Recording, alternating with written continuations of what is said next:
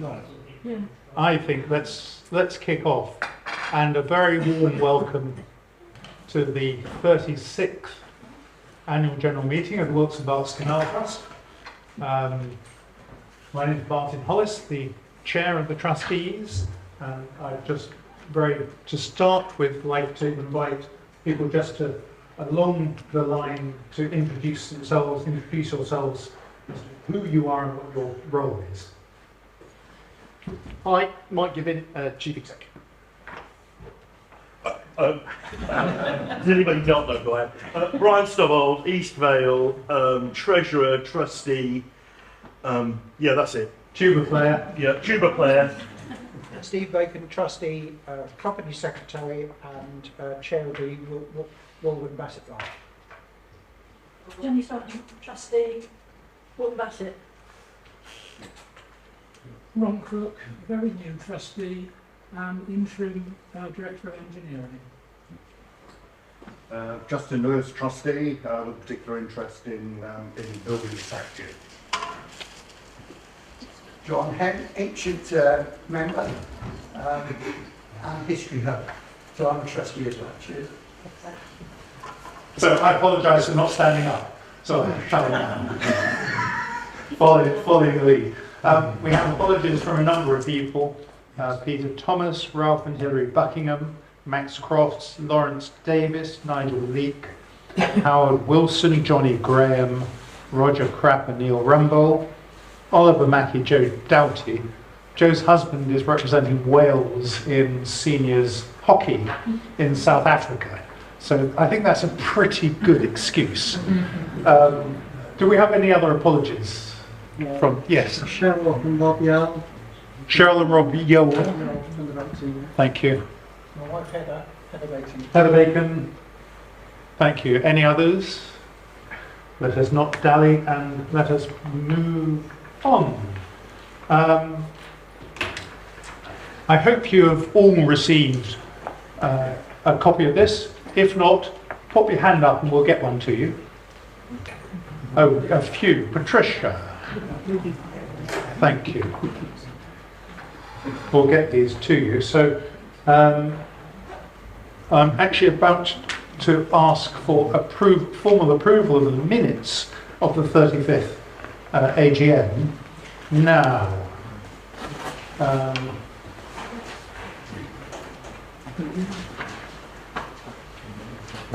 there are 6 pages of them, so I hope those of you who are about to receive this are fast readers.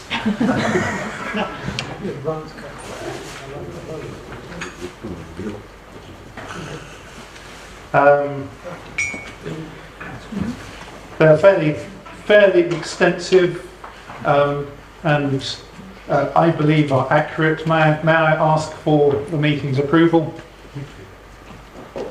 Thank you. And who would like to propose? Can you say your name loud? Malcolm Hitchinson. Malcolm Hitchinson, thank you. And seconding? Thank you. Ken Tagg. Ken Tagg, thank you very much. Sorted. Move straight on to reports. Now, there are reports of the trustees' report in this pack, and the plan now is that I will cover a little bit, as chair, I'll cover a little bit of the last year, straying a little outside of the 23-24 year, but looking back, if you like, the last year.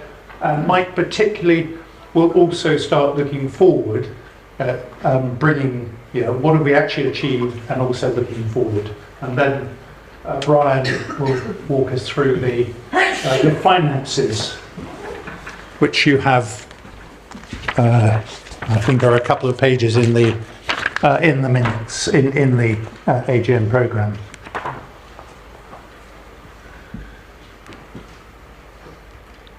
Wrong way. No, right way. So I'm not a tuba player, I'm a cornet player, but that's a flugelhorn. And of course it is. The first thing I would like to do, and it's a great pleasure to be able to do it is to say a big thank you. Hello, Richard. A big thank you to. You'll be able to see a few words and places and roles and activities up there. I don't know, is Dave Maloney here? No, he's not yet. He must still be stuck at Pewsham. But a huge thank you to Dave, the MCC branch, and all the volunteers who have made today happen. Someone said to me, you know, haven't I done a great job in organising it? Well, no, I haven't. It was Dave and team behind and everyone else who did it, which was brilliant. So I'm most grateful for that. And for the visits to Pewsham, what's going on in Pewsham at the moment, the energy and the enthusiasm as a carpenter's workshop comes up, is clad, is slated, and the wide range of activity there. It's always, my heart kind of beats away whenever I go there. I want to say thank you to every volunteer, every single volunteer. Muddy boots, clean shoes, construction, green team, boats, admin, finance, comms. We all have different roles, but the energy and enthusiasm that we're putting into what's going on now, and some of us have several different pieces of roles, but the energy that's going in is setting the trust up for a super growth and future. I'd like particularly to thank everyone and anyone and everyone who's taken on responsibility. Now, as volunteers, we do things because we enjoy it. And taking on responsibility sometimes brings things that are less enjoyable. But equally, you know, we do it because we can contribute very positively. Patricia, there may be someone. So branch chairs and all the branch committee members, particularly. So we've got we've got 6 branches, including the boat team now. And that's a lot of organisation, that's a lot of responsibility, that's a lot of people paying attention and trying to develop activities. So huge thanks. To the senior leadership team, formerly called the executive, which is a group of 20-25 people with all kinds of functional responsibilities right along the canal line. To the board of directors, the executive board, led by Mike, our increasingly and most capable CEO, who it's a pleasure to work with, and to my fellow trustees. I know a number can't be here today. Johnny Graham, for example, went down with a stinking cold yesterday and thought we'd probably all prefer he didn't come. So thank you, Johnny. Patricia, Elaine and Nancy, thank you for your dedication in behind all your behind-the-scenes efforts and activity. And we're, as you know, Patricia, we're planning on adding on to our admin team over the next year, and Mike may well touch on that. And the last thing I have is to everyone to all our donors, because without money coming in, we wouldn't be able to do, well, we'd be able to do little bits of things, but not very much. So there's an increasing bubble starting to go with Ali Arnold, our head of fundraising, driving the fundraising side. And so I would say my perspective on this is there's a lot of activity, but the future is increasingly bright.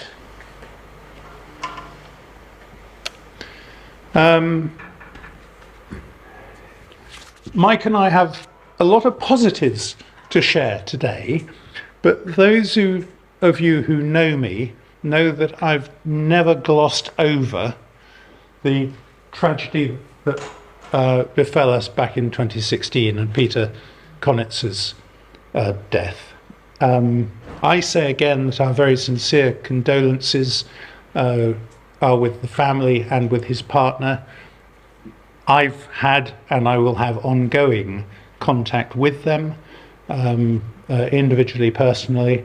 In June of this year, so outside of the last year, the Trust was prosecuted by the Health and Safety Executive. We pleaded guilty, the evidence was clear, and we have now arranged for the court fine and the Health and Safety Executive costs to be paid in a manageable way over a large number of years. So the message on this is we are starting to go forward. We are able now to go forward in a way that we've not been able to for the last 8 years. I saw one person putting up 5 fingers. Yes, that is right for the court fine. For the HSE costs, it's over a significantly longer period, which makes it affordable for us. Not ideal, but it's affordable, and this is not existential for the Trust. The Trust is increasingly, I don't want to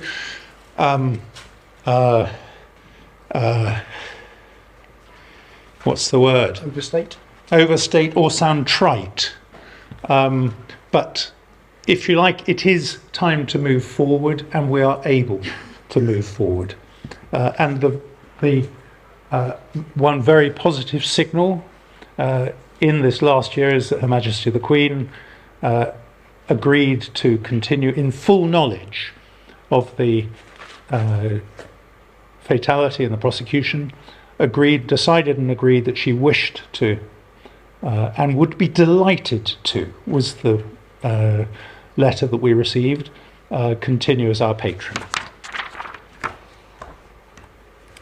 One of the things that Mike has achieved, not only Mike, but James Farmer, who was the head of marketing director, he had to step back because he was launching a new business and just couldn't continue volunteering for the Trust. But what together Mike and James have achieved over the last year is increasingly focusing away from we are restoring a canal to we are bringing huge benefit to our local communities. Not only to our local communities in terms of well-being and nature and biodiversity, but also economic. And so there are some very, very clear. I remember Mike and James. Mike did some research behind this, and James then distilled it down into simple messaging. Once our canal has been restored, I think I referred to these last year. Once our canal has been restored, there'll be £54 million of economic benefit every year along our canal line that would not have existed without the canal restoration. Nearly 40 million of savings to the NHS. Put those together, 80, 90 million every year means that a restoration cost of 200, perhaps plus a little bit, of 200 million, actually, yes, this makes sense. If when fully restored, we're getting 90 million plus back, to spend 200 million on achieving that, most businesses would cut their arms off, so to speak, to get a 2-year payback on massive investment like that. And increasingly our communities, because we're starting to put this message out, increasingly our communities are starting to understand that it's not just that we're we're creating a bit of water and a place to, place to walk along, but there are very clear, quite overwhelming benefits to what we're achieving. And Chloe, for example, in the comms team, is responsible for this. So thank you, Chloe. That's a great responsibility to have and a great success. I touched on grant funding. These organisations have all made donations over the during 23-24. And there are more. These are the large ones. There are a number of smaller and a very much larger number of individuals who have been extremely generous. So thank you to everyone, whether or not you're up on this screen, because, and Mike will talk about this, if we're going to restore our complete canal, this 200 million, we can't stay a 300,000 per annum charity.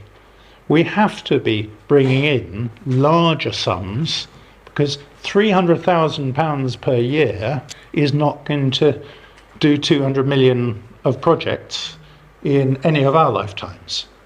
So we have to be taking to the 2, 3, 5, 10 million and more per annum income, and that's where grant funding support comes in. And we're already very fortunate in that our complete canal line is protected in planning policy, pretty much a 30-metre strip. It used to be just a pencil line, but now it's pretty much a 30-metre strip the whole way along our canal line. And we have fabulous and growing local political support in the councils on the right-hand side, plus many local councillors, town, parish, village, MPs. We have an active programme now to grow awareness and support, and every MP that we've been in touch with has been wholesomely supportive, which is a very good position to be in.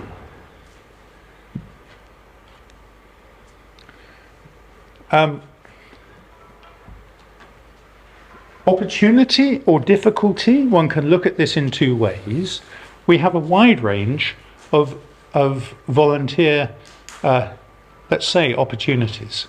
I'll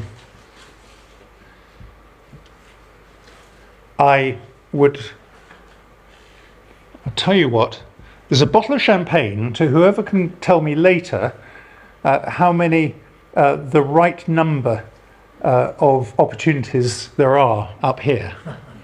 So come up to me after, and the person who has the closest number to that, I will arrange for a bottle of champagne to be sent to you. If you have photographic vision, I'm going to discount you from this from this challenge.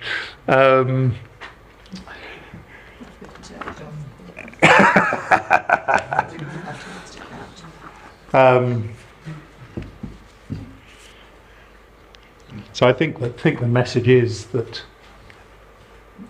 almost any skill, and we all have skills, in some way could be used to feed into the Canal Trust activity. So if you are, I know a lot of you are volunteers already. If you're not and you would like to, take Mike or myself aside, or Patricia at the back, and just say who you are, what you think you might like to do, and we'd be delighted to find a role. And if you've any friends and family, then mention it to them as well. Because the more volunteers that we have, the stronger we're going to be, and the bigger the chance that we're going to make real progress on the restoration programme. The last thing I want to say is Brian will talk about finances, but we have stable finances. The trust is being well run. Thank you to Mike again for the running. Correctly run, which if you like is a trustee role to assure. And past difficulties understood, we do now have a positive future. So those are the messages I'd like to leave you with and pass over to Mike.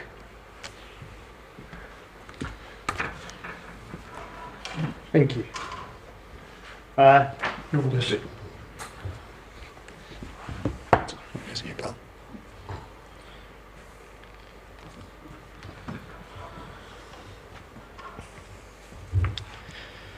So that's a 1966 Volvo Amazon. When I bought it, it was about six grand, and I had to do it up for my middle daughter's wedding. Really nice project. Everybody wants to buy it. I'm now selling it. Only spent a few grand on it, but you can get it nice and cheap for about 15 grand if anybody fancies parting. I joke. So today, I'm going to talk about some of the things that we already do. Martin has talked a little bit about the benefit there associated with completing the canal. Over the last couple of months, I've been fortunate to go around some of the branches and spend some time with the branch meetings and gather some of the data that the branches are already doing. And I'm going to show you that data because I tell you, it's an amazing thing to see. You know, it's just incredible the work that the trust already does, and that every time I interface and go and find a site or go to a meeting, you realise how much enthusiasm, how much passion and how much involvement we have got with our communities and our environment already. So I'm going to show you a bit of that information today. I talk a little bit about the future and the sorts of things you might want to do.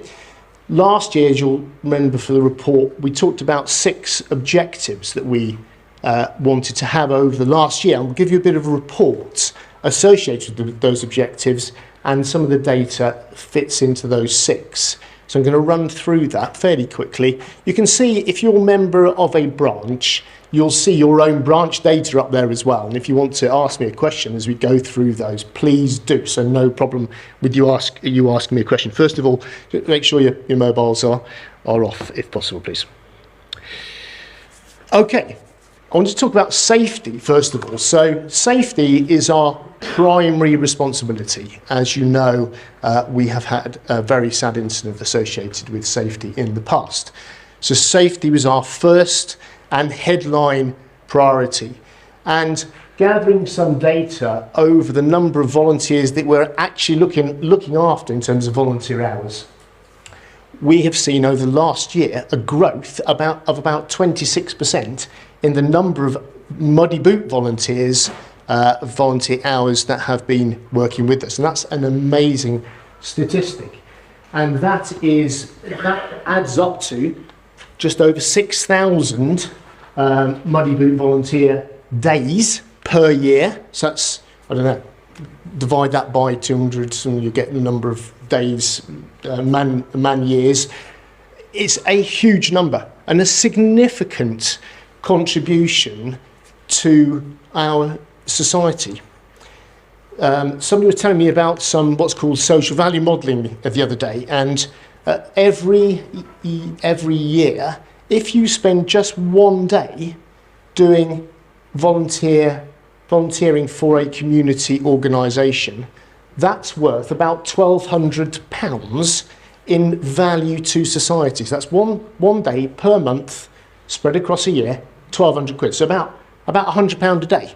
Well, multiply that by 100 and you get the sort of value that our trust, just by its muddy boot volunteering work, gives back to society every year. And that's only including the muddy boot part rather than also the other elements of it. You can also see the stats there, 648 corporate volunteers, all right, so multiply that by 100 again, and also people who work in the visitor centre in Swindon.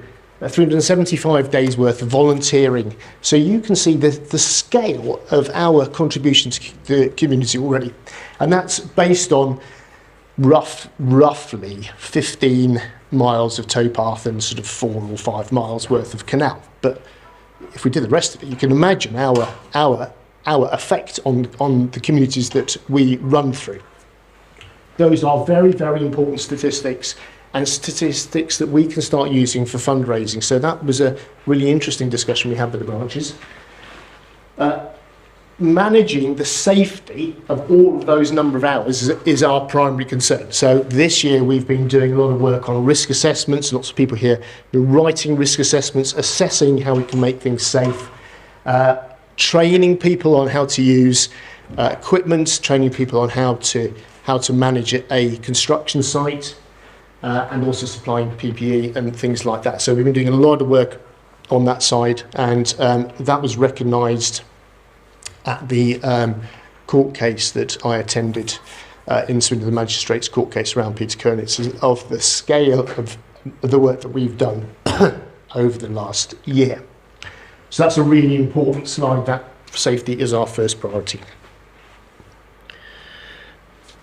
Our organisation, as Martin said, has continued to grow. We really wanted to grow our organisation, so in the future we can work with with bigger programmes and bigger projects. Now you can imagine being a £300,000 income charity to being 2 or 3 million a year. That's 10 times the size, isn't it? So that we have to get from being that to that. And there's a lot of work associated with delivering bigger projects. And you do it in steps, and we do it over a number of years. But that's one of our primary objectives, is to strengthen the organisation up. So when we've got one person who's doing something at the moment, in the future we need 5 people who can do that, that activity. So if you've got one person that's, for example, looking at CVs for engineers, in the future it's got 5 people that are looking after engineers, new engineers, introducing new engineers. So we have to grow the organisation. And at the moment we have roughly 2,500 volunteer days of just organising in the branches. So that's the 5-6 branches that we've got, and the number of days that we are spending just organising all the volunteers. Again, a very big number and a very important part of our organisation. We have approximately 30 people on average who are directors or trustees or on the SLT as well. A big thank you to them. So anybody, if you like organising, do come and give me a call, or Patricia. We'd really like to meet some more people who like organising, because the more people we've got organising and making sure things run smoothly, the better we'll be. I would like at this point to have some special mentions, and the branches have asked me just to mention these people. So any of these people here: John, Ken, Simon, Peggy Sue, Stephen Court, Steve Bacon. Yeah, I know a lot of these. Can you stand up, please? Sue's there.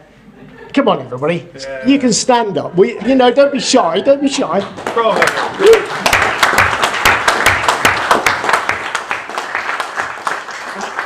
And also those people who've been involved in quizzes, summer shows, school talks, meeting with parish county councils, people who are doing all that community bit.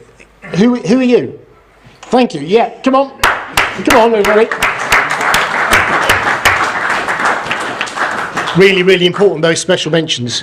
And there'll be a couple more of those just in a moment when I talk about community engagement. So our third objective is about getting out more and talking to our community. And again, there are some amazing numbers on here. So we did estimations of our towpath usage, right? And there's a number up there. So we reckon there's about 230,000 people, not different people, but walkers who are going down our towpath every year, and that's a massive number. And that number represents dog walkers, people going to school, kids going to school, people taking a leisurely walk down, people going down and fishing, and all those sorts of things. So that's a very, very large indicator of our community engagement already. Now, as I said, it's about 15 miles of towpath that we have under management or with our partners, and that means we have got a huge opportunity to extend that even more. The boat trips 4,000 boat trips. In fact, it's 4,001. People, actually, people. isn't it? Boat trip, people visiting our boats and taking a boat trip over the last year.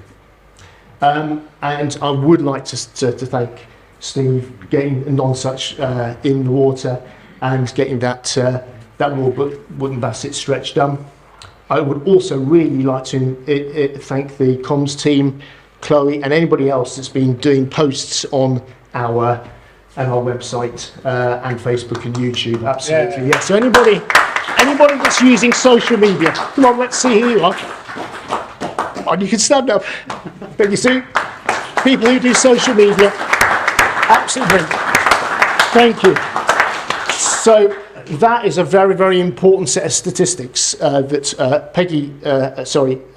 Chloe reports to me each month, which relates to Facebook users. So I think we've gone from 5,600 Facebook users this time last year to now 8,300 Facebook users who are following every post and seeing every post that we put onto Facebook, which is very important. YouTube, give me the stats. 573. If we get to 1,000, we can start to raise money and get money back for the advertising part of YouTube. That comes back to us. So please encourage your friends. Please encourage your relations to look at YouTube's channel and to say that you are a follower of it. If you're a follower, that counts to the 1,000. So that allows us then to raise money and all the other good things, and this requires no work from you apart from just to say, yeah, I'm going to be a follower. So that's a really, really important bit. And all the people in the history team who are preparing material that goes on to that. Is Gary Kenyon here? Yeah. Gary, amazing job. Some of that stuff you're doing, superb. Yeah. So if you'd like to do any of that stuff, obviously give us a call. Okay, the next element really, which is part of our second set of objectives on our charity commission objectives, is looking after the environment. We do this for the benefit of the community, and we do this for the benefit of the environment. We started to look at how we can strengthen this part up last year. So we've now got an environmental sustainability policy that's in place. Talks about how we look after the environment. That's very, very important. We've got a green team working with Howard and many other people in the branches, developing the ideas, making sure that we can get the balance right between environmental sustainability and reconstruction and community benefit. So getting all that balance right is very important for us. Howard sent me a list of the birds. I mean, that's an incredible list, isn't it? You know, that's something. If we can get a monitor on it, that would be absolutely super. Working to build relationships with Wiltshire Wildlife Trust, for example, that's one of our key elements we're doing at the moment. And we've now got a director of biodiversity working with the board, Paul Causey, who is an environmentalist with many, many years' worth of understanding and skill. It's great to have him working with us. So the fourth objective was getting support from major stakeholders. We call it advocacy, and we've done many, many campaigns this year. You probably get a bit tired of us launching campaigns, but they're asking for your support. So many things that we've done this year. Martin mentioned the consultations, Wiltshire, Swindon and the Vale, making sure that we've got a properly detailed route of the canal, and that's been submitted. We've done that in all areas. Rod has done most of that work along with the technical team to get that detail together. We're getting feedback on that as part of the consultation process. That's a very, very important thing, because if developers say we want to build something here, it's very easy for them to encroach on the canal line.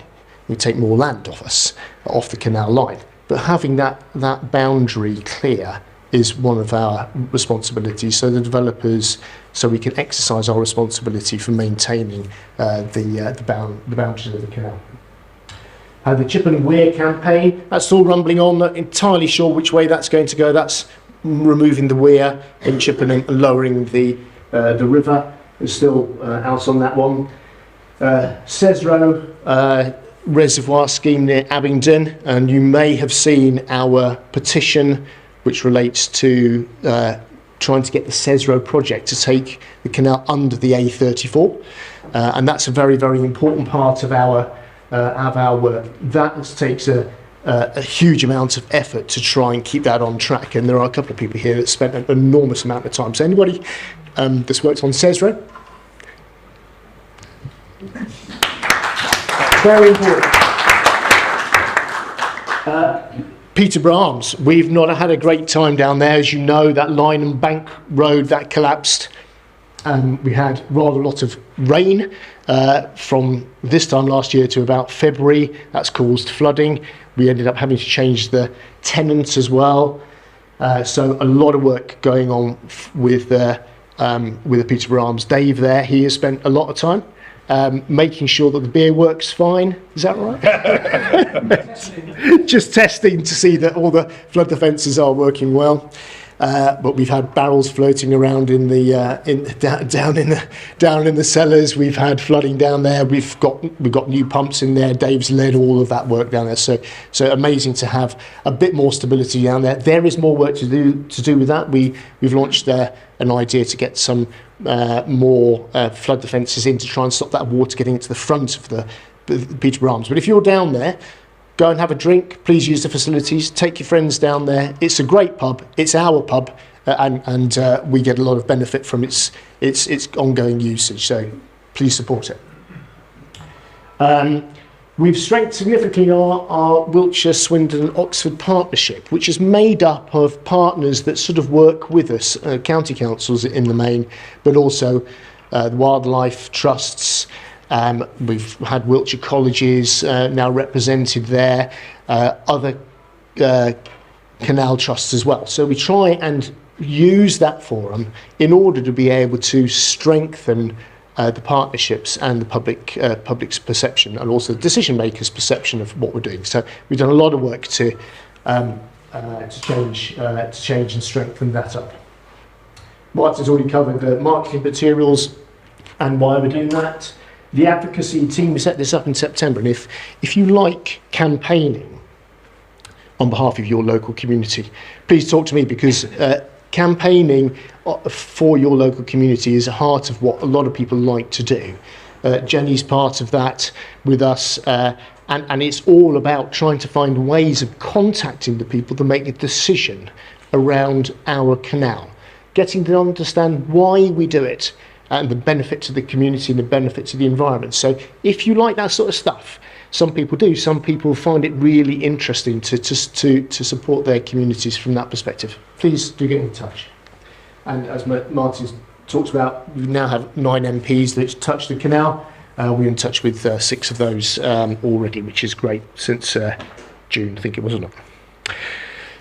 Our 5th objective is around projects, and perhaps, as you'll have guessed from the numbers, we are doing significantly more in terms of projects. This is the project, sort of our main sites and our main projects as you go through down from the west up to the east. And in yellow is my update of where I think we've got to. Richard here looking. Is that right, Mike? Have you said that right? So there is so much going on all of those sites. It moves every week. Every time there's a work party down there, people are cutting down trees. They're extending the towpath. They're looking after the habitats, making sure that they're not damaged. They're introducing the public to it. They're preparing car parks, preparing sites for us to work on, constructing buildings. It's just mind-blowing. So when you go and visit some of these sites, and I hope you will visit some of these sites, you will see things change every time you visit that site. There's always more to do, but that is basically where we've got to. And if anybody wants to ask me a question about a particular site, fire away.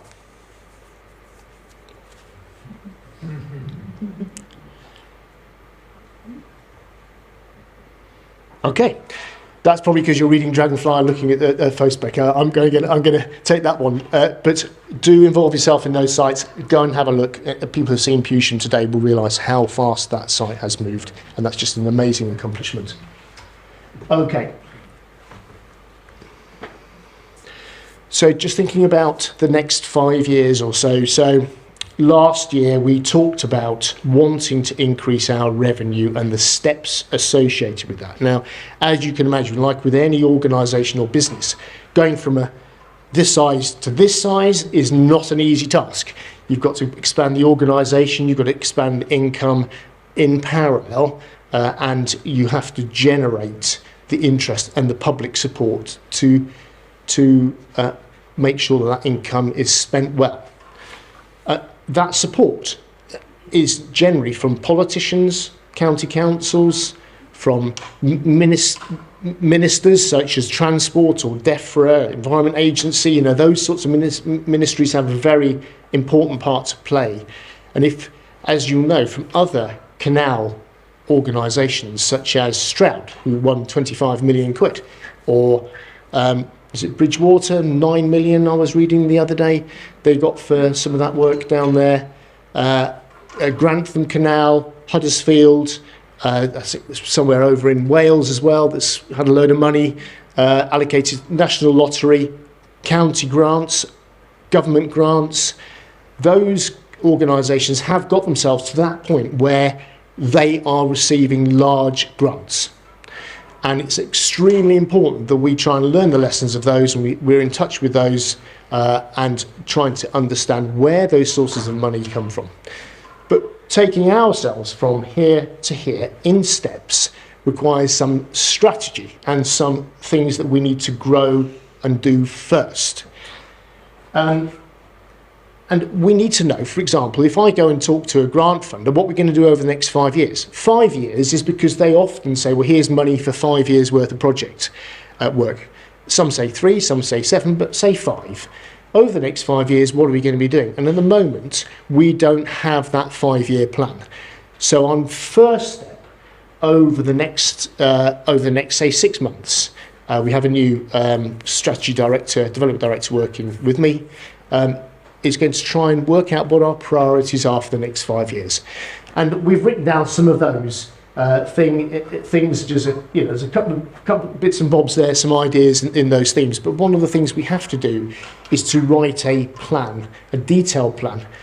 And when you spend money, people always say, when am I going to get the money back? So if they're going to spend, say 5 million quid on X project, they're going to say to us, well, when they're going to get the money back? When's society going to see that 5 million quid back? So not only do you have to be able to say why you're going to spend 5 million quid, you've got to be able to say what's the benefit to society of getting that money back. So as I talked about before, we already know that we're contributing to society by a few million quid, but they're going to say, well, so you're going to contribute a lot more. If I'm going to give you 5 million quid, when are you going to give me that money back? When is society going to get that money back? And we have to be able to quantify that. So that is the reason for making a proper 5-year business plan. So if you know of anybody that's got skills associated with strategy, preparing business plans, that's a very key task for us over the next 6 months to a year to prepare that detailed plan. So please let me know if you've got those sort of ideas yourself. And the sorts of things you might be wanting to think about, the Melksham link. So a couple of priorities there. The west end connecting up into the K&A and the east end connecting up to Thames are both very, very important projects for us in terms of the main line, obviously. So, we class as some of our priority projects. The Melksham link, that programme is still in the planning phase. We've got a revised planning application going back into Wiltshire Council, hopefully this side of Christmas. We're in the middle of writing that draft report at the moment. We've had consultants looking at the river level in Melksham to make sure that we can use boats on that river in high levels of water, low levels of water. So that report is on its way in terms of being prepared. That needs to then feed into Wiltshire Council.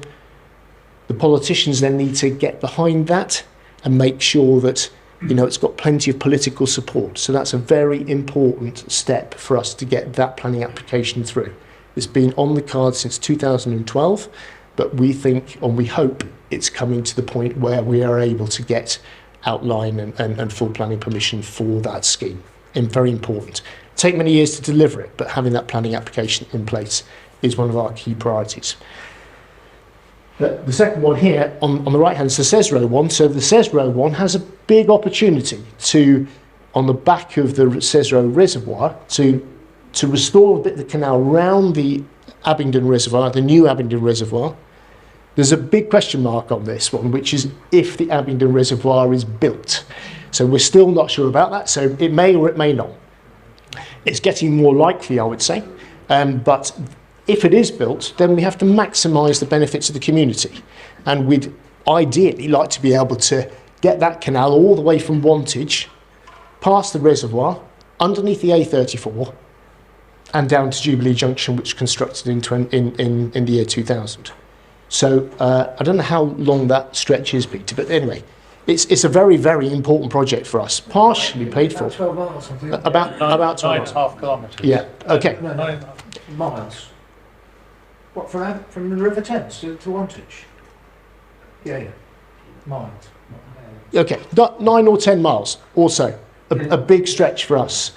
So that's sort of 8 or 10% more than that, 20% of the main line. That's 20% of the main line, and it connects up to the Thames. So that's a very important project for us. So those two ends of the canal are very, very important. I think the other really important priority is how do you get under, what's the technology to get under the A34, and in a similar way, what's the technology to get under the M4, because that's a 6-8 lane thing. So how do you do it? Do you bore it? Do you make a square thing? Do you do something different? I don't know, go over the top, or I don't know. So how do you do that? We're working on that. So over the next 5 years, I think we'd like to be able to answer that question technically. What's the most cost-effective and most efficient way of getting under that main carriageway? All right. So that's one of the key things. So those are the sorts of themes that we need to have for the next 5 years, and breaking that down into what's the benefit to the community and getting a business plan behind it. That's what we're going to try and do. It's a bit of a task, but we're going to give that as a stab. Don't hold me to it next year. I'll try my best. So the objectives we've got for 2025 is very similar to some of the stuff that we are thinking about, or we thought about last year. So safety and governance, very, very important. Continuing with that, building the organisation I've talked with, involving the community, perhaps increasing some of our towpath and things like that, strengthening external support from decision makers, politicians, county councils, county council policy, government policy, moving forward to development of our major sites, so looking at what's the next investment in that site or that project and trying to get a way forward.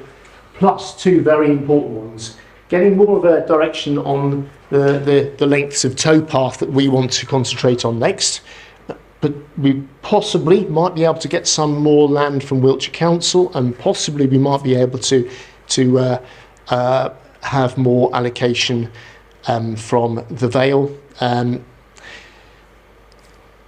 Planning Authority in order to be able to determine what else we can do. So those additional towpath lengths gives us more opportunity to get communities involved in those projects and in those towpath lengths. So that's one we'd like to try and get a bit more forward direction on with the county councils. And as mentioned, the 5-year plan. So those are the primary objectives for 2025, and that tries to focus our attention as a trust as to what we want to work on. Many people would like us to do many other things, but we try and focus our attention so I can stand up each year and say we've done a proper job on each of those items. That's our aim. Okay, that's the end of my rabbiting on. Would anybody like to ask me any questions? Lake at Abingdon is not being built. So I'm going to come down and talk it, yeah? Mike, use the mic. No, just pass it. Oh, Hold it too. Okay. If the reservoir at Abingdon is not being built, means we can't continue the canal? A very good question. So the canal is already there. So we'd go back to refurbishing the canal in the traditional way. We wouldn't obviously get the opportunity to go under the A34, so that's one of our key objectives, is trying to get the Thames project to take us underneath the A34. And that CESRO project probably is 75% likely to go ahead. The Secretary of State just recently said that the justification for the reservoir is based on the needs of London and the South East to have drinking water. If they don't supply that drinking water, the loss of revenue and income to Thames Water and the damage that it does to London equates to £500 million a day. £500 million a day. So there's a huge justification, because if you don't have the right population in London doing all the things that London does, you can't support those people in London.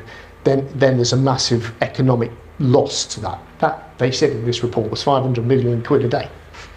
So there seems to be quite a bit of impetus behind the reason for doing CESRO, and the Secretary of State said those reasons, the need for it, is clear.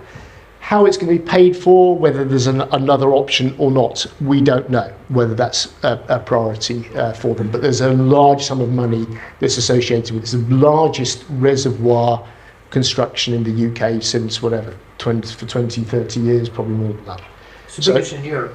Biggest in It's Europe. the biggest above ground in Europe. Anything bigger is a dammed valley. Okay, there you go, biggest in Europe.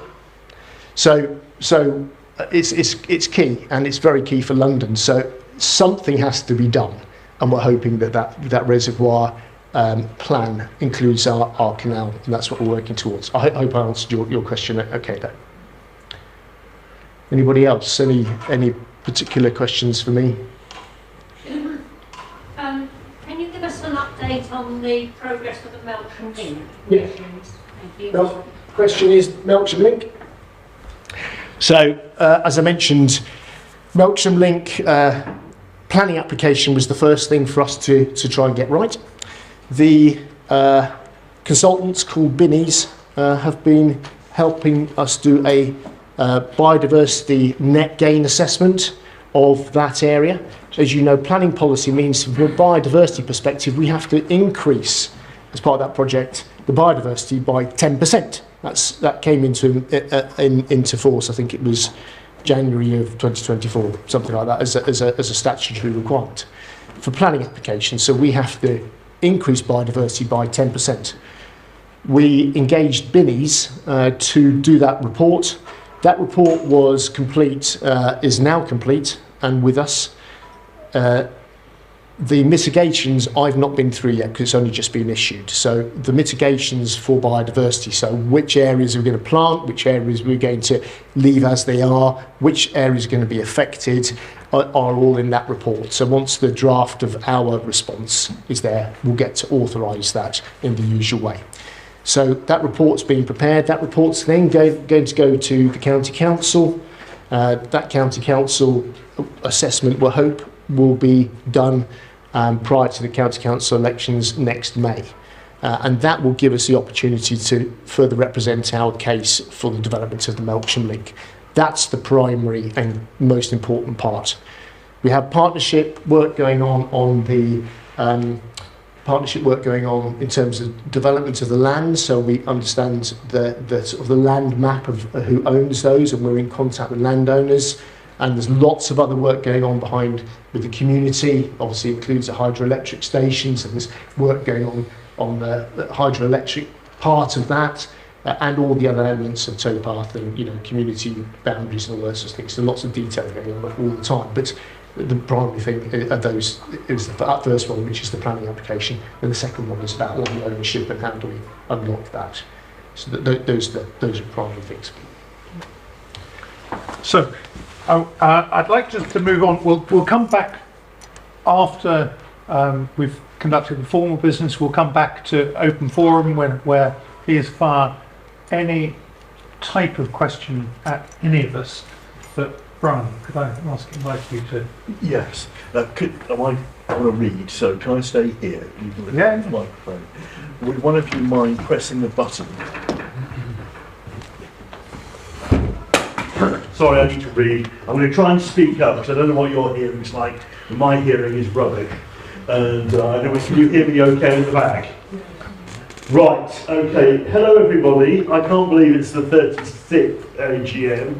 I suspect I've been to most of them, so it's lovely to see so many familiar faces.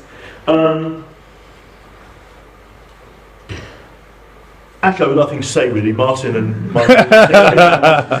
No, I'm going to go. We've got a couple of slides. First, go back one. Apologise for the previous slide.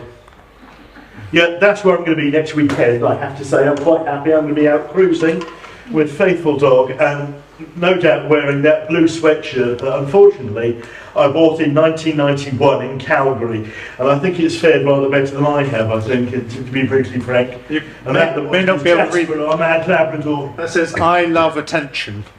Haircuts or tunnel permitting, we're going to be out on the Macclesfield next weekend. Next slide, please. So here we go. We'll start off. For those who haven't seen that photograph before, I will explain it. Bear with me because there's a little story behind it, which just eases me down before we get to the book. That is the backside of Uffington Wharf. And for those who haven't heard the story before, there are various photographs around of Uffington Wharf from the other side. And I was doing one of my infamous canal walks about 10 years ago. And one of the guys who'd done one of the previous walks, we were sitting in the Star of Sparshot, which has now gone up market, and he said, "Here, Brian, have a look at this." And he had a copy of Tom Brown's School Days from 1992. And he said, "What about this?" And it's that photograph, and I nearly cried. And I sent it across to Doug Small, who I think equally was emotional. And it's brilliant. It is the back of Uffington Wharf. It is obviously staged. We've got the donkeys pulling two boats. We've got boats on the left-hand side, which I think definitely dated to the early 90s, because that was a period where the canal, I think, had changed hands several times, and they were experimenting with other things. You've got the lift bridge in the background, very rudimentary, typical Wilts Berks kind of on the cheap lift bridge. And then you can see the row of trees on the right-hand side, on the back of the right-hand side, which is where the canal went through the road, and then it dogleg round the contour out towards the railway line. That bit, the other side of the road, you can't find now because all it is a crop mark. So yeah, this is one of these photographs that came out of the woodwork, you know, and I say hallelujah. Anyway, so what are we here to talk about? The year to 31st of March 2024. There are two slides for you to look at. If you've got your AGM guide handy, you've got it in there as well. Before I start with that, I want to do a few thanks. I want to thank my utterly superb finance team, Jonathan, Steve, Nancy and Viv. I'd also like to thank, Peter's not here, but I really want to thank Peter Wilkinson, who was head of accounts until the middle of the year, until the autumn, for his extraordinary great efforts over the last 3 or 4 years, without which a lot of things could not have been done. And especially revolutionised our management information. My thanks to Jonathan Gregory for taking on the helm. My also thanks to the fundraising team for their sterling efforts. And this may not be part of the Treasury report, but I'd like to thank Martin and others for their sterling work in dealing with the HSE, especially over the fine and court band situation there. So moving on, one thing you need to explain is for those who have been studiously looking at the accounts over the last 10 years or so, we have changed the way they are presented in the accounts. Several reasons for doing that. The section we had previously, management and admin, was getting very top heavy and difficult to break down and not being broken down. And also we wanted to change it so that when we're presenting accounts to people who are applying for grants, they made clear more about the activities we were doing. And hence, we decided to break down the headings to reflect the community aspects of our work. So you'll see in the headings on the first page, you know, community operation and community engagement. So looking at the cost stage, community engagement is things like events, merchandise, publicity. whereas the community operations is things like Peterborough Arms, the boats and visitor centre.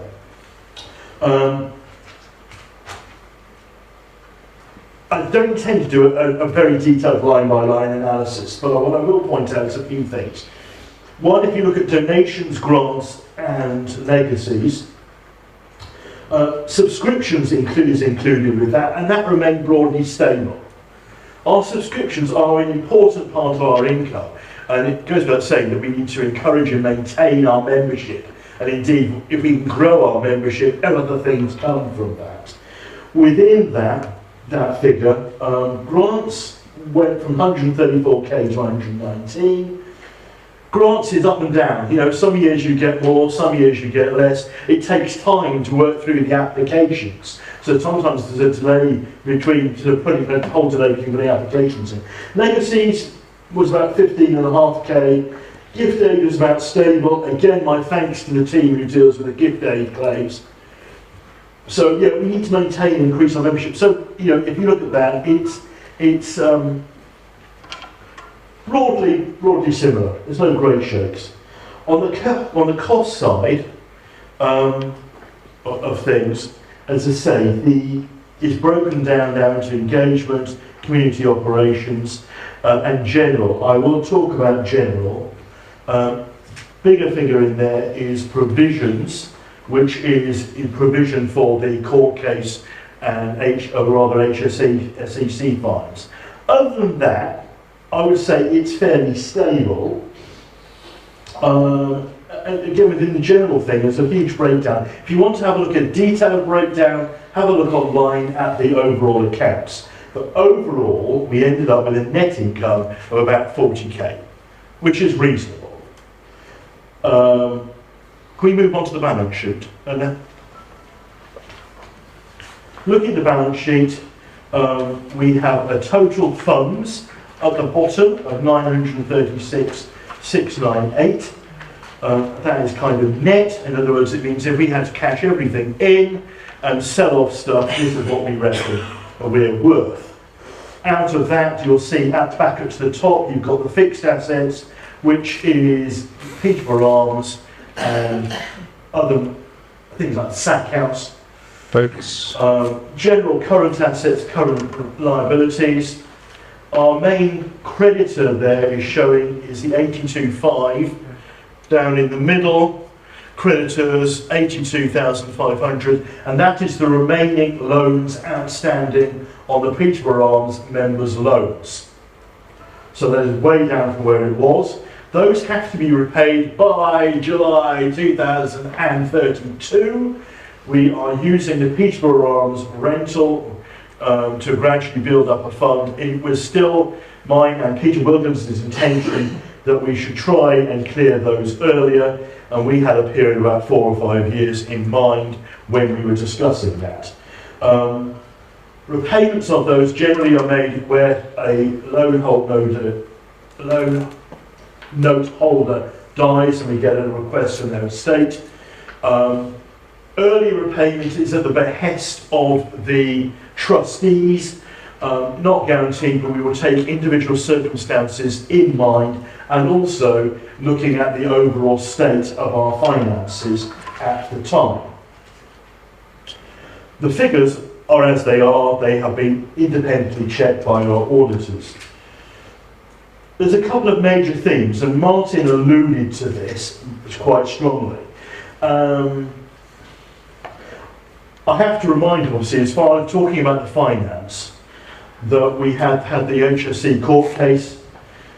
Indirectly in that has had financial implications over the years since the tragic death, both direct and indirect.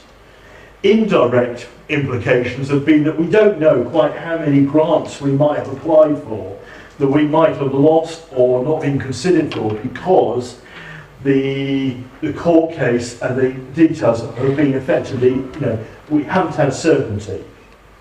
We now have certainty on various aspects of that now. And that is why, as Martin said earlier, we can say that we have a stable situation. Because we know how much we have to pay the court, and we know how much we have to pay for the HSC expenses, and we have come to an agreement, albeit it's a very long-term agreement, of something that gives us something that is sustainable. Now, the trustees maintain a minimum reserve level of unrestricted funds, and this has been adjusted to take account of the annual fine that we're going to have to be paying back and the other expense. And the team have, as I say, negotiated with the HSC.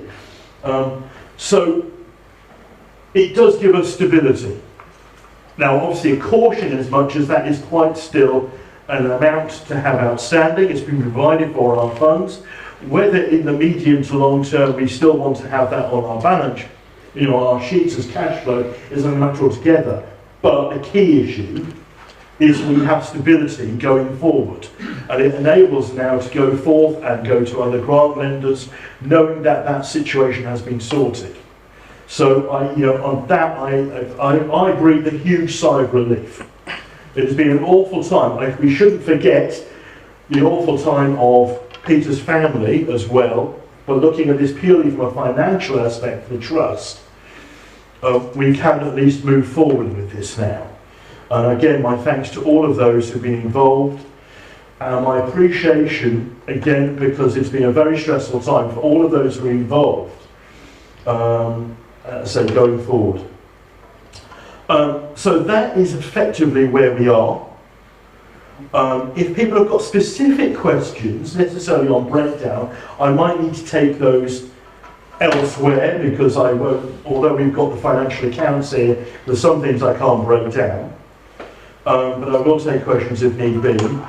One final thing I will mention is that I have been treasurer of this august institution now, I think, since Rod Blue stepped down, and I do feel it is now for me to pass the baton on to somebody else. I haven't actually made this public before, although Martin's been aware of my thinking. But sometime, I say in the next 6 months, I think it's time we looked around and found a replacement treasurer to take this baton on. Not that I'm moving away or anything else, but there are other reasons why I think it would be a good idea. So thank you, ladies and gentlemen. Thanks to everybody who's involved in this great organisation in whatever way, through fundraising activity, through volunteering. To be honest, this is what makes it a good organisation and fun. So thanks very much.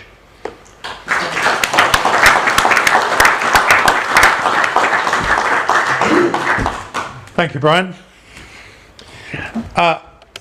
I, as chair for the last 2 years, I must say, both Justin and Brian as my predecessors, it's been marvellous to be able to have, off-record phone calls and conversations just to bounce thoughts. So thank you. So let's just let's zap through the rest of the formal business, which I don't think will take very long. I should have said earlier, when we vote, we haven't got formal records now. Can I put the microphone? Oh, good. Otherwise, all your private mutterings will you'll hear my mutterings. Go out to sensible company. We haven't got voting cards or anything like that, but please only vote if you remember that. I think it's unlikely that the result would be different, because I think pretty much looking around, pretty much most of you are members, so that's good. So we've approved the minutes of the 35th. Have a resolution to approve the director's annual report, or report of the trustees, which is in today's pack. Now I have a proposer for that, if indeed you wish to approve. Chloe Ford, and a seconder, Peter Scatchard. Thank you. Show of hands, please, approving the director's annual report. Thank you. resolution to approve the Trust's accounts as outlined by Brian. More details are available. Very happy to provide those. I have someone to propose the approval of the accounts. Propose as treasurer. Brian Stubble, thank you. Good idea. And to second, Keith Price, thank you. Right. Vote? Oh, vote. Good idea. Thank you. Show of hands, those four. Thank you. So Martin, did we vote for the minutes for the last meeting? Yes, we did. We did. I didn't wake you up.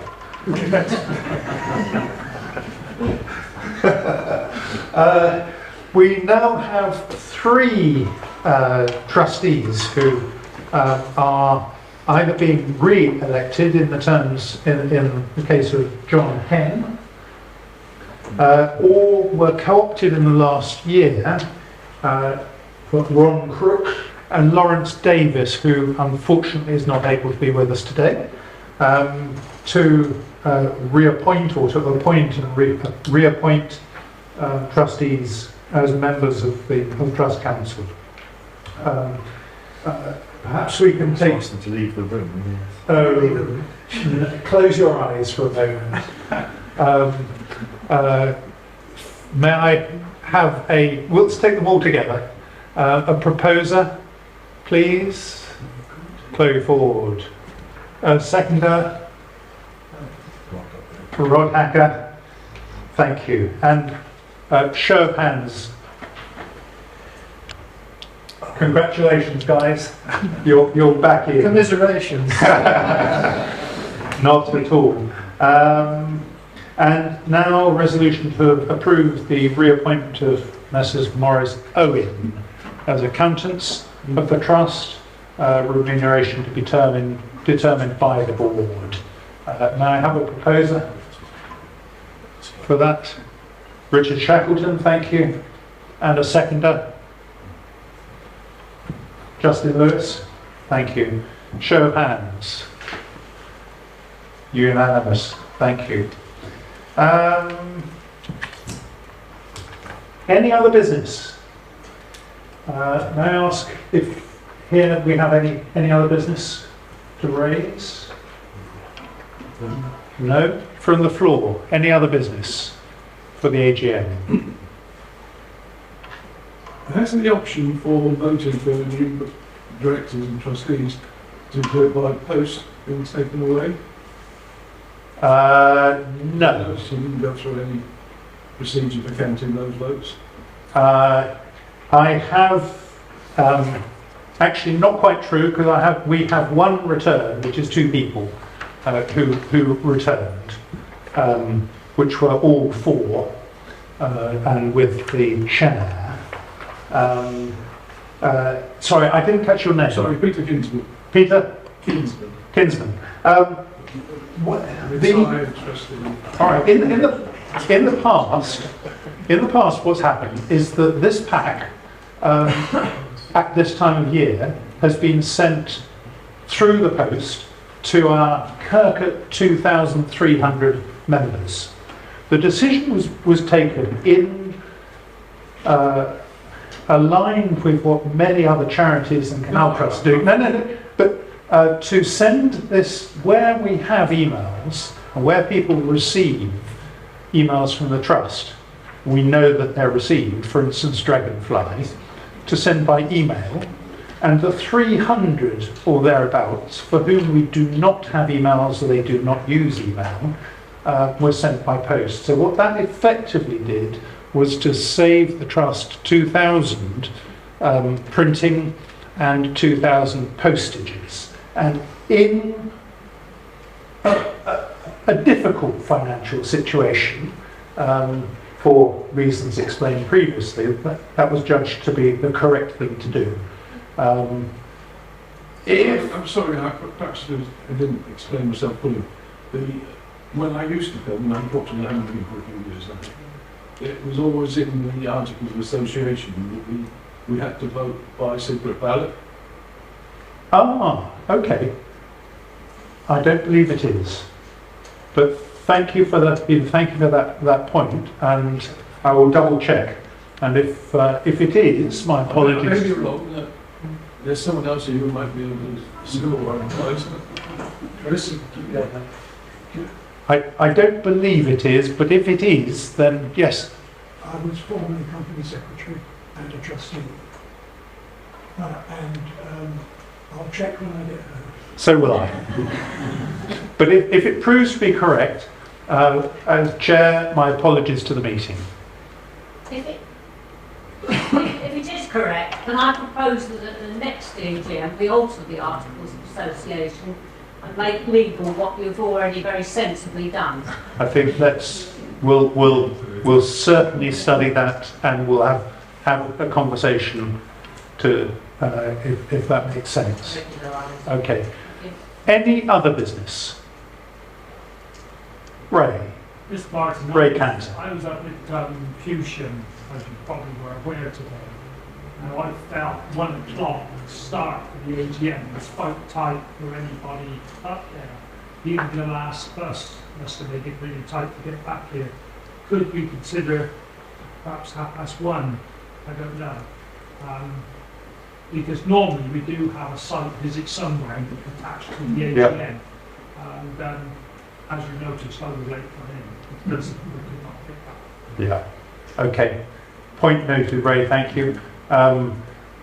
We had thought, I know I'd had conversations that the timing of the last outward and the back would dovetail for 1 o'clock. This clearly hasn't worked today, so we'll take a look and see how that can be improved. Thank you. But it probably worked as much as the bus got back, but bear in mind that site had to be made secure. Yes. And then to get back here as well. So okay. So back at the tail end of this AGM, or other, do we have any other business?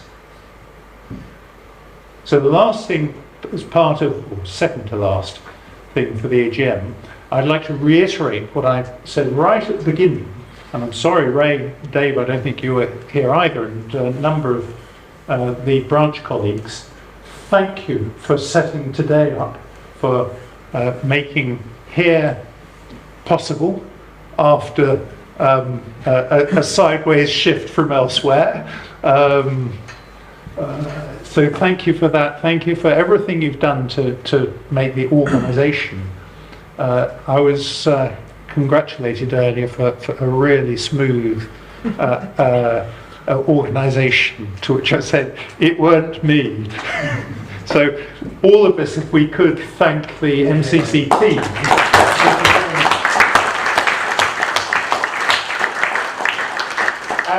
And broader than MCC, clearly, for those involved in baking and all kinds of yummy things.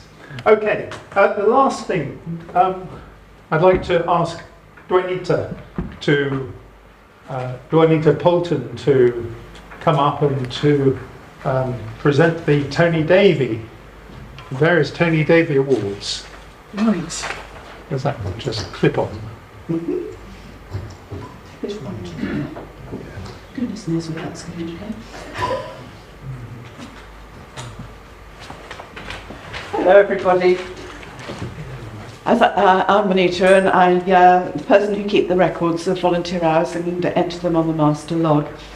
It's a great pleasure that I can announce that the volunteer hours and values for 2023 to 2024 have increased considerably on previous years. The grand total for the period was 39,055 volunteer hours submitted with, I really need a drum roll here, but there we go. Thank you. £1,204,318. Cool. To have exceeded £1 million worth of volunteer hours is a phenomenal achievement. My congratulations and thanks to all who have contributed so much time and effort to the progress of the Wilts Berks Canal Trust. Let's see if we're able to improve it this year. In particular, I'd like to thank those people who've actually worked on the work party hours. It's a huge undertaking, and thank you for making it so easy for me. Right, I donated the awards to the Trust in memory of my late husband, Tony Davey, who was the chairman from 1996 until he died in 2004, and to encourage people to submit their volunteer hours. The master log is kept up to date in order to supply statistics to anyone making applications for grants and other fundraising activities on behalf of the Trust. In addition, the volunteer hours are submitted to Wiltshire Council every month in order to support the role of canal and project officer within the council. It is my pleasure to make the presentation of the awards. The Tony Davey Memorial Cup is awarded to the individual who submitted the most volunteer hours during the year. The winner is Martin Hollis.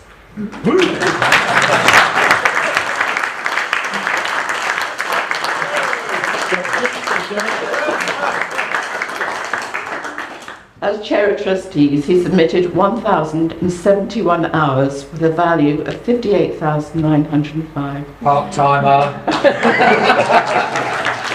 Oh, thank you. Thank you very much. Wow.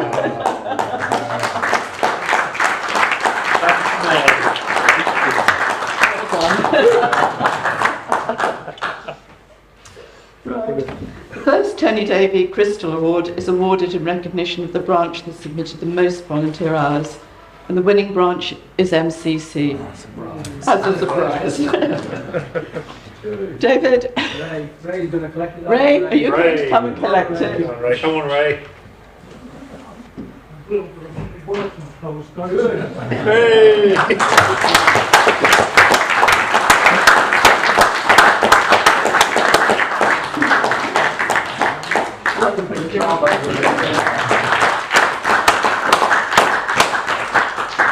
The second Tony Davey Award has not arrived. It doesn't really matter because I'll explain in a moment. It's awarded to the branch that has significantly increased the hours from the previous year. This goes to West Vale branch, who submitted 6,557 hours with a value of £126,983. This is an increase of 1,952 hours over the previous year. It's quite remarkable, as they won the award last year as well. Wow. So they've already got the award. So that's fabulous.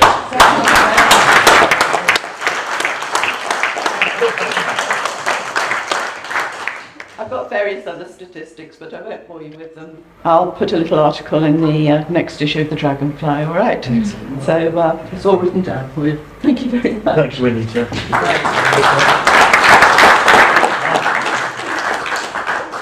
Now, this one is the pick of the branch, and this is for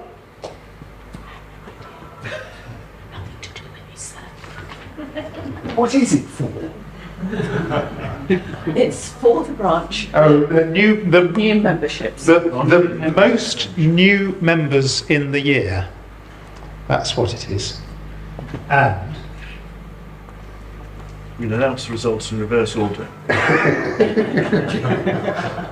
it goes to Swindon branch. Yeah. Well done. Bravo.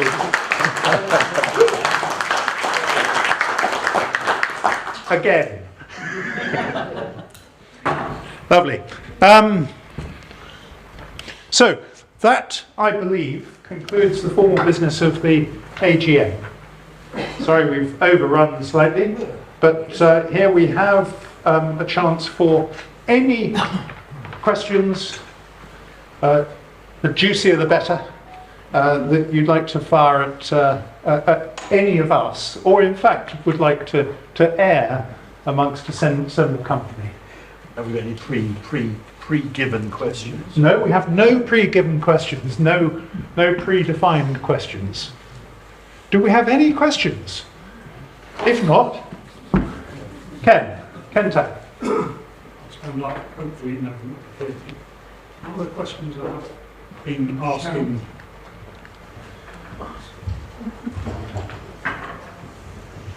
deaf as well. Just hold it.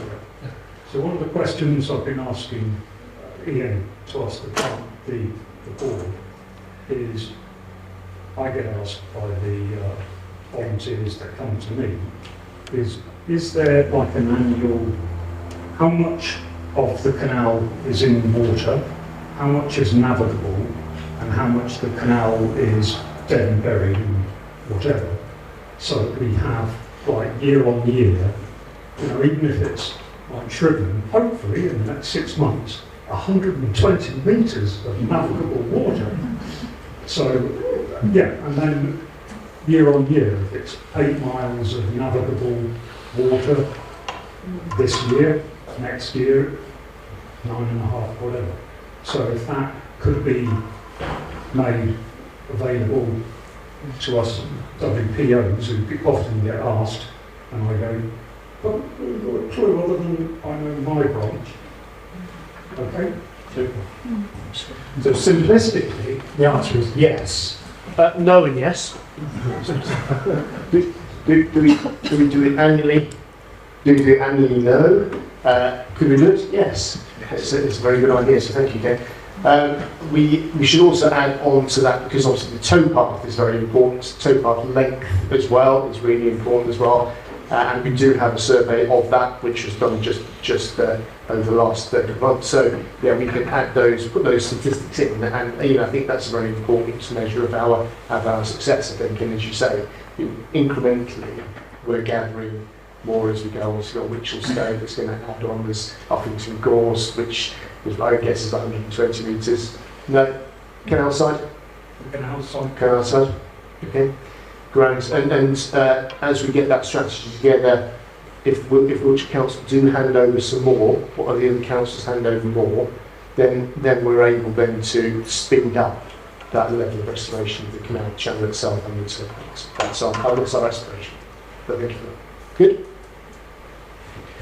Can I just add one point on that, which is that Wiltshire Council had previously said that once our future is secure, there are stretches of land and towpath on the canal, but they will be transferring to the trust. And so this is now, we are now able to activate this and to start moving forward on that and taking them to their word.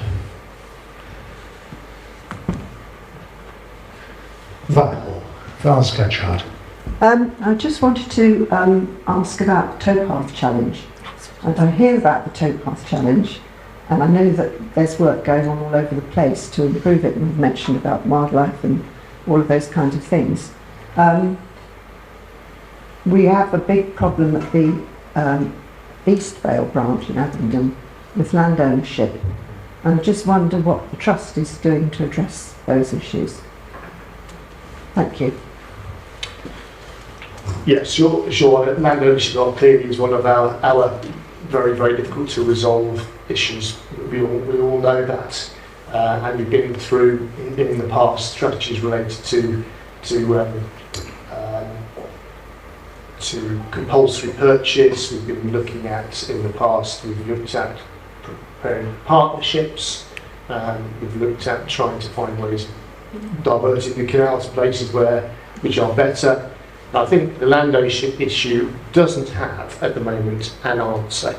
I think, to be honest with that, is we don't have an answer. What we do have is a very strong aim to get landowners on our side. And we know which landowners don't really have much support for the canal. We know the ones that do, and we're always talking to them about land ownership. So purely on private landowners, part of it, we definitely have some difficulties and some opportunities. And we have a complete register of all of the land ownership, as you know, via land registry. So we have obviously a team, and led by Max, that continues with that. On top of that, both the Sedgwick End and the Berkshire Link End have some opportunity associated with land ownership on those two schemes. Some of it's confidential, some of it isn't. But at any one time, I'm probably talking to 5 or so housing developers who are interested in developing land and having the canal as an offset. So that is another opportunity for us, and they take a long time to come to fruition because of planning application, outline planning application. But clearly, with the new government's target to increase significantly, for example, in Wiltshire, the land ownership, combined with the need to satisfy the biodiversity net gain requirement, of which we can be an offset, all of those things are giving us a bit more of an opportunity going forward. So I would say it has been difficult, but I do see some opening doors, some gradually opening doors on the question of land ownership, which I do hope will come to fruition. The difficult bit is the ones who are absolutely completely against it. And I think the only way we can tackle those is having a very strong community support and pressure for completing the canal, because that's the only way of putting pressure on. Because nobody likes to be thought of as being sort of against their local community. Nobody likes that. So hopefully building community support is one of the key areas to deal with the ones where there is a definite blockage. Obviously we have a lot of work to do with land ownership, but I do see, as I said before, some gradually opening doors on the land ownership questions, and certainly for developers via the councils. I do think there will be moves forward to release more canal routes to us for refurbishment, and then obviously we'll do them on a priority basis and resources being there. Hopefully that's of use to you. Maybe I can just add a couple of points on this, which is the towpath challenge at the moment. It's a key priority of the Wiltshire, Swindon, Oxfordshire Canal Partnership. So a kind of multi-stakeholder group. So it's the trust, it's various councils, it's other organisations like Sustrans around us, the wildlife trusts and such like. So it's a key priority. One of the things that has fairly recently been done is we started to identify, of the 200 landowners that we have along our line, a kind of traffic light system. Green, yes, we have access. Amber, we believe the landowner is positive. Let's see, let's talk with them. Red, definitely against. And over time, the aim is to convert the ambers into green, to increase the number of stretches that we have open along our continual line.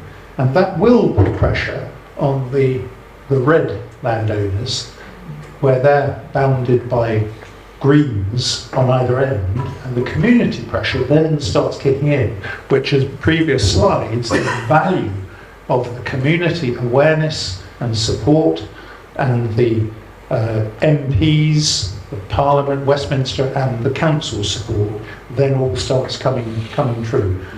We do not at the moment have a leader, a chair, for want of a better word, for the towpath challenge. We would love to have someone step forward. So if you have anyone that you think might be good to lead a very positive group of people, a kind of cross-functional team, to start opening towpath stretches right along in different parts of the Royal Canal, we would love to have a conversation. Martin, I'm not volunteering, I'm asking a question actually. What are the biggest concerns from landowners? What are we getting back from them? Sorry, do you want to hear that? So what's the biggest concern from the landowners? What sort of feedback are we getting? You are Peter Williams. What are the biggest concerns for landowners? So it depends a little bit on the type of landowner you're talking about. If it's a developer, then they want to be able to take money from their developments and be able to offset and get planning permission. So their concern is about achieving biodiversity net gain and making money out of their properties. And also there is also a benefit from the canal of taking water from gutters, essentially, and then feeding that into the canal to reduce some of their infrastructure costs. And we tend to work with developers on that basis and try and answer their concerns. What's the farming community there? With the farming community, it's probably the most difficult issue. Biodiversity is one of them. The impact of environmental legislation as a total. Farmers, as you know, have been through a lot of difficult economic times. So if somebody says, "Oh, we'd like to, we'd like to do some more biodiversity," it's a very costly thing to do. That's one of their concerns is the cost of additional biodiversity. And that's where we hope we'll be able to be a part of it in terms of offset. The other area that you get issues with landowners is the public access. They don't want the public near their land, and that's a bit of a tough one to answer unless you've got some sort of fence or a hedge in place. Very often with the canal channel, there are two owners of every stretch. There's one on one side and one on the other side. And sometimes you get one landowner on one side that says that's great, and the other one says I don't like it. So you're often up against two landowners, or trying to talk to two landowners. So that makes it even more difficult. And that's just part of the countryside of the landowner. Land Act of, I think it's 1988 or something like that, isn't it? So it goes back a long way, that boundary of land ownership in the middle of a watercourse, and that's one of our key issues, is trying to get that one right. And we all know of the landowners that have positively stopped us doing work, so the public don't go anywhere near their lands. And we had even in West Vale, talking to our chair, saying that one particular landowner is, we're just trying to do a little repair to the canal, and he's right against it. It makes it so difficult for us, and we're trying to work around that all the time. So those are the key issues for private landlords. So farming community, developing tends to be a bit more of a positive story. Of the Wiltshire Council and the councils will hopefully be even more positive from that if they were home for it. Hope that's okay. Mike, I think the other challenge as well is raising the money to buy or lease land and or pay the legal costs. It's not an insignificant amount of money, is it? True. Do that. Yeah, true. And I think our aspiration, as we said before, is to try and identify those bits of land which we can purchase at the appropriate points and have some sort of land budget, which we already have pledges in place for land purchase. So that would be probably a positive step forward if we can start to move towards that land grant scheme. Gosh, wouldn't it be nice to have the same situation as the Kent and Avon Canal Trust did, where all their land was in their ownership before they started restoring? Keith.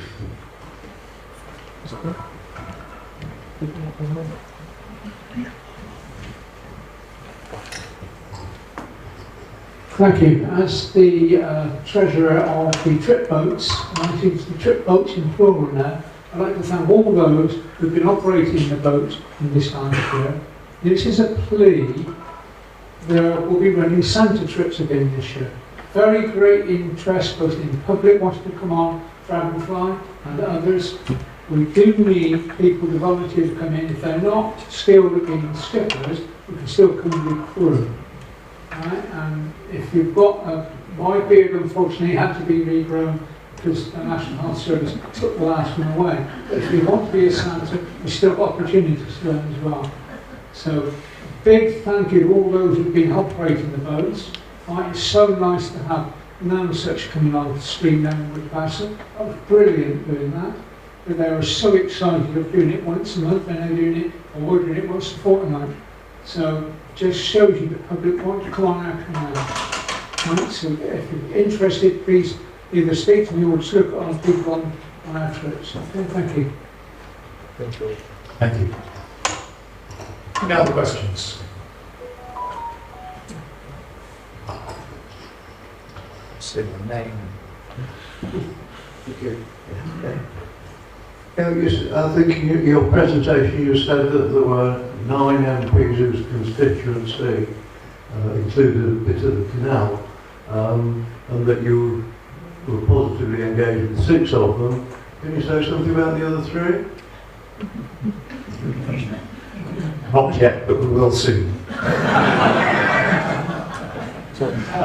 So one of them is Danny Kruger, whose constituency covers Broughton to the southeast of Swindon, and also, curiously, Wychelstone.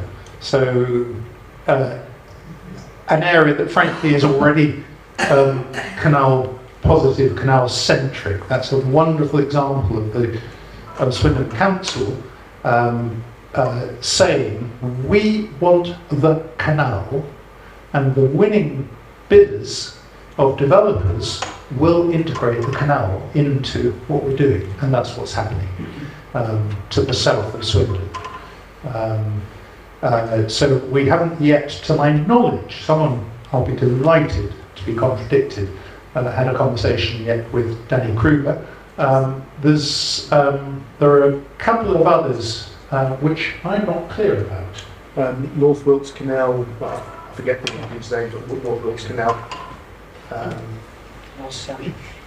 Yes, sorry. Yeah, Michael Wells. So, Michael Wells, but we have Nick. So the other one is Michael Wells, who is for the North Wilts branch, or North Wilts Canal, but we have been in touch. Yeah, okay. Yeah, he's very supportive that he's going to come and have a go talk. And we did show earlier Heidi Alexander. Yes. And Heidi Alexander has been and had a tour. Yeah. So, yeah, it's going well. Okay, thank you. Thanks for that, Arthur. And similarly, Sarah Gibson, Chipman, is very positive. Can I just make a comment? I've been on canals quite a bit in the last few years, and I can't visualise anywhere I've been where they've had a pretty towpath on both sides. And nearly always one side only. So as long as you get that landowner, it doesn't matter about the other one. No, I was talking about the canal channel itself, but yeah. No, I understand your point. They're normally on one side. Yeah. Except in Birmingham, where they had such huge canal traffic, they needed towpaths on both sides. That's a good point. I have a question. I have a question, and it's directed in the opposite direction. So we were talking about Cicero earlier. Excuse me if you saw me looking at my phone. I've been keeping an eye on the number of people who have signed up the petition. So my question is anybody here who hasn't actually signed the Cicero petition on change.org yet?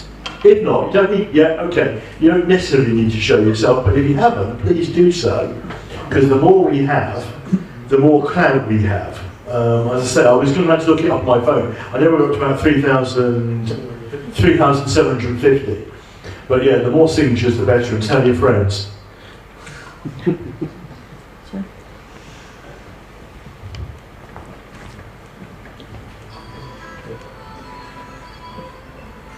The only reason we haven't signed up is because you can only do it online. Actually, that's not true, so we'll get a blank sheet of paper and get you to sign it now. Sorry. It was a good try. Any other questions? Making a point of the Queen keeping patronage, is there obviously pressure or encouragement for Royal Highness to sort of encourage said red sections of the canal being lent on by the section to allow us to become Interesting. We know that Her Majesty is a personal friend of one of our red landowners. So officially, you're not allowed to use her patronage in order to be able to either gain money or to be able to put political pressure. You're not allowed to do that. Obviously, they have to stay independent from those things. That's really nice. But I think in a roundabout way, clearly her patronage has a huge community and a decision-making benefit. That's obvious, isn't it? So we're trying to get to a point where we can then book perhaps a an event with Queen Camilla to show their support, perhaps the opening of something or whatever it is. But you have to put that up, say a year in advance with the office because you're very, very busy. So we would like to move towards an event like that. Obviously, the great and the good we would hope to get them there, and then that would build community and local decision maker support significantly. We think, particularly if we were able to demonstrate, for example, that we've got planning permission for the production link, that we've got an agreement to move forward on CESRA in partnership with Thames Water. Those sorts of key things would be absolutely key to us showing forward momentum, really, is what we're after, forward momentum backed up with community support. And at that point, you start to then get the politicians behind you, don't you? Because they don't want to be left out. They like to see something good. The politicians would love to stand in front of a photographer, don't they, or a person with a microphone. We love that. So, because that's their role, is to represent and to be seen to be representing. So we would really love to build an opportunity to get Queen Camilla in at an event, do all those things I've talked about, build the community support, and get the decision makers on side through that mechanism. And I hope that would put pressure on landowners and all the other people that may be slightly against us, and not see the benefits. So that's our strategy, rather than the direct approach, which you were allowed to do anyway. Thanks, Kate. On that subject, just to remind people that she's already been on Dragonfly twice. Indeed. She came to launch Dragonfly, where she was able to rent a bit of Wilts Berks, a bit of K&A Canal on that. Yeah. Then she travelled from Kings Hill to Richardson when the official opening of our launch. So she's very encouraging on coming to things.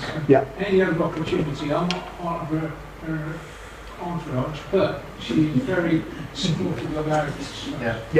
So, and I'm actively on the case to arrange a visit, again, for obvious reasons. This has not been possible in recent years, but now it is, and I'm in contact with private office, and fingers crossed, next year we will see. Any other questions? Brian. Thank you. Brian Paulson, Nancy. I don't think in my lifetime I should see the canal extended north of Kings Hill, which therefore makes the water near, I'm going to call it Waitrose, makes that a branch. Are we going to call that branch Kings Hill branch, or West Leeds branch, or West Whitchelston branch? It's the North Wilts. At Whitchelston. It's North Wiltstone, the junction of the main line. North Wilts is in the middle of Swindon Lots. So it's the old main line. It's the old main line. Yes, so it becomes a branch. What are we calling that branch? We haven't asked that question before. Question competition. I'm not as negative as you. For the North Wilts, why can we not restore that in due course, which will mean that Whitchelston up through Kings Hill and then the North Wilts? Like I said, within my life. Okay. So, if one takes the Chinese view, which is a long-term perspective, I'm not sure that we should rename part of our canal when we have thoughts that we might actually take it further. Won't be in my lifetime. No, probably not in mine either. How about the Queen? Any other questions? Question down. Any other questions from? In which case, thank you very much again for coming and for your support. All the messages that Mike and I have been saying, without people, this trust doesn't exist, and it's wonderful. I mean, I'm in a particularly privileged position where I get to hear of all kinds of nuggets of activity going on. So very, very warm and sincere thanks. Thank you for coming out today. Safe trip home.